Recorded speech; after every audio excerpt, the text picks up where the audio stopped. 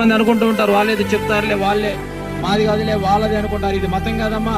మీ హృదయపూర్వకంగా చేతులెత్తి మరి నమస్కరించి చెప్తూ ఉంటున్నాం ఏంటంటే, యేసుక్రీస్తు ప్రభువారి నిజమైన దేవుడు మన పాపముల నిమిత్తమై, మన అతిక్రమల నిమిత్తమై ఆయన ఈ లోకానికి వచ్చి మనం చేసిన పాపముల నిమిత్తమే, మనం చేతులు చేసిన పాపాలకు ఆయన చేతులకు మేకులు, కాళ్ళతో చేసిన పాపాలు కాళ్ళకు మేకులు, హృదయంతో చేసిన దానికి హృదయంలో బల్లెపోటు, మరి తలంపులు చేసి తలకు ముళ్ళ కీయటం, అరిచి ప్రాణాన్ని పెట్టాడు.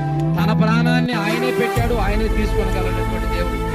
అందుకే ఇటువంటి గొప్ప దేవుణ్ణి, మీవెరిగిన దేవుణ్ణి, ఆ సంతోషాన్ని మీరు పొందాలన్నదే ఈ ఎరుకోపాడు వాసులు పొందాలన్నదే మా ఆశయున్నది. అందుకే ఇటువంటి యేసు ప్రభువాని ఎరగటమే, ఆ భయంకరమైన పాతాళం, ఆ నరకం నుంచి తప్పించాలంటే ఒక యేసు ప్రభువారే. యోహాను సువార్త 14:6 చెప్తున్న యేసు ప్రభువారు, నేనే మార్గమును సత్యమును జీవమునై ఉన్నాను, నా ద్వారాన్ని తప్ప ఎవరినో తండ్రి వద్దకు చేరలేడని. ఆ భయంకర పాతాల నుంచి, నరకం నుంచి తప్పించాలని, ఆ పరలోక రాజ్యం ఇవ్వాలని నీ కొరకు నా కొరకు